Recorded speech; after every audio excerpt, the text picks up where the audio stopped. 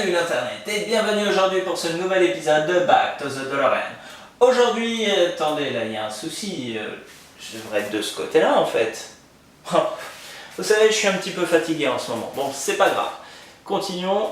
Aujourd'hui, nous allons entamer le numéro 29 de Construire sa DeLorean et attendez, là il y a encore un souci en fait. C'est mieux, hein. Bref, nous allons commencer tout de suite par le magazine. Et comme à notre habitude, nous allons commencer ce magazine par la première page, qui contient, comme toujours, un petit sommaire, ainsi que toutes les pièces contenues dans ce numéro. Sur la deuxième page de ce magazine, nous avons donc un petit schéma explicatif de la construction de votre pièce, avec ici le début et ici la fin de la construction. Vous trouverez aussi une petite photo vous montrant votre pièce au final. Sur la troisième page de ce magazine, nous avons donc un petit dossier s'intitulant « Le succès de l'été ». On y apprend tout simplement que Retour vers le futur, le premier film, était tout simplement premier du box-office pendant 9 semaines devant des films comme Pale Rider de Clint Eastwood ou de Rambo 2 qui était présenté par Sylvester Stallone. Vous trouverez aussi ici des informations sur le marketing qui tournait plutôt autour de Marty au lieu d'être autour de la science-fiction. Sur la quatrième page de ce magazine, nous avons donc la suite et la fin de ce dossier avec quelques petites informations sympathiques, nous expliquant tout simplement que les musiques mythiques qu'on connaît aujourd'hui étaient un très grand succès à l'époque. On y apprend aussi que les gens attendaient une suite avec impatience de Retour vers le futur. Sur la cinquième page de ce magazine, nous avons donc un petit dossier s'intitulant Thomas F. Wilson. Donc ça nous explique un petit peu plus la bio de l'acteur qui jouait tout simplement Biff Tannen. À savoir qu'il n'était pas vraiment méchant, hein, c'est comme tous les acteurs, il jouait un rôle. Et sur la toute dernière page de ce magazine, nous avons donc les pièces qui seront contenues dans le prochain numéro. Et voilà pour le magazine. Et vous savez quoi? Eh ben, il était très intéressant ce magazine, comme toujours. Mais nous, on s'en fiche, parce qu'aujourd'hui, on va monter une pièce super lourde. Je crois que la pièce la plus lourde après celle-là, c'était le châssis du véhicule. Enfin bref, je radote, c'est pas ça qui nous intéresse, nous. Ce qui nous intéresse, c'est la construction des pièces, et on commence tout de suite. Et nous allons maintenant installer la plaque de châssis. Pour cette première étape, vous aurez besoin de la plaque de châssis que vous allez placer de cette manière. Puis vous allez placer par-dessus le châssis de véhicule. Donc à savoir que la partie avant doit se retrouver de ce côté. Placez ensuite votre pièce comme ceci, elle devrait rentrer sans problème. Puis maintenez-la avec un doigt en dessous. Prenez ensuite une vis de type DM et placez-la dans un des deux trous se trouvant sur le dessus. Vissez avec votre tournevis et n'hésitez pas à serrer.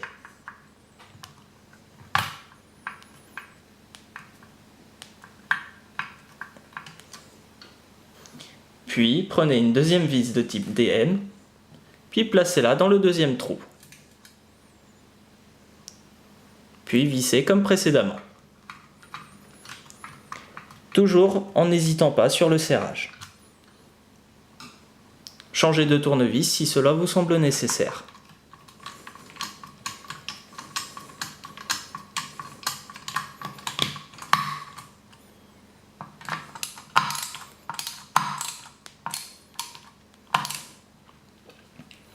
Et voilà le résultat.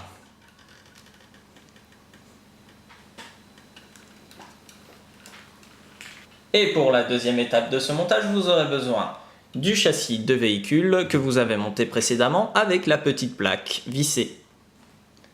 Puis, prenez une vis de type DM et placez-la dans l'un des deux trous se trouvant de ce côté.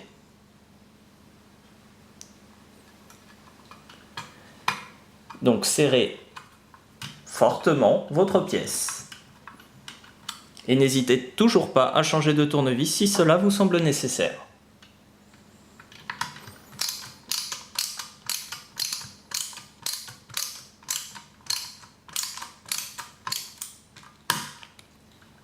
Une fois la première vis mise, placez la deuxième juste ici.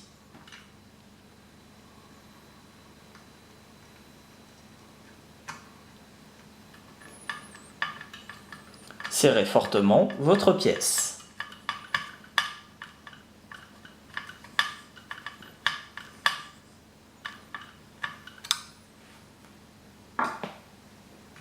Puis retournez tout simplement votre châssis.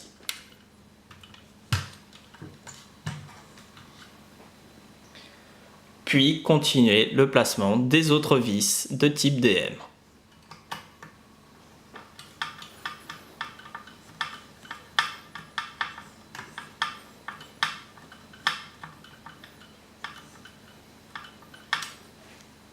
Et pour finir, placez la dernière vis.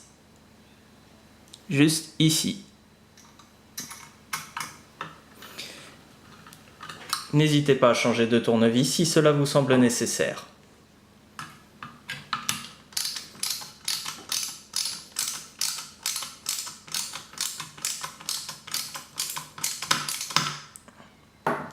Et voilà le résultat.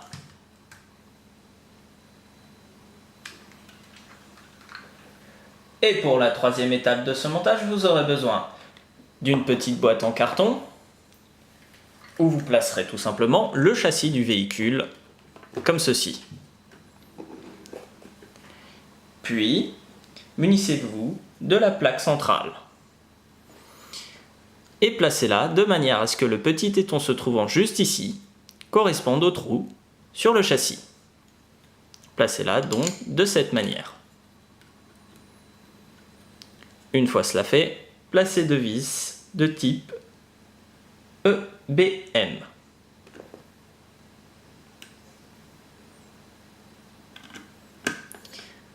Alors, attention tout de même, la pièce que vous venez de placer étant en plastique, elle risque de casser si vous serrez trop fort. Donc, allez-y doucement. Puis, placez une deuxième vis de type BM de l'autre côté.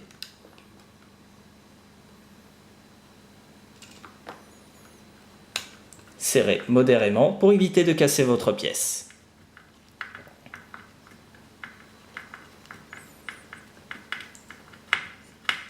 Refaites un petit coup de serrage de l'autre côté, au besoin.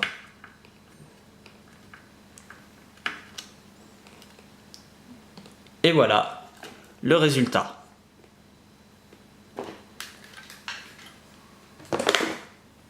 Et vous savez quoi? Eh bien, malgré le manque flagrant de contenu dans ce numéro, eh ben je me sens pas vraiment arnaqué.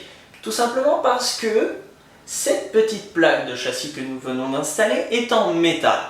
Et le métal, c'est lourd et on peut le sentir. On peut limite faire des abdos avec la voiture maintenant.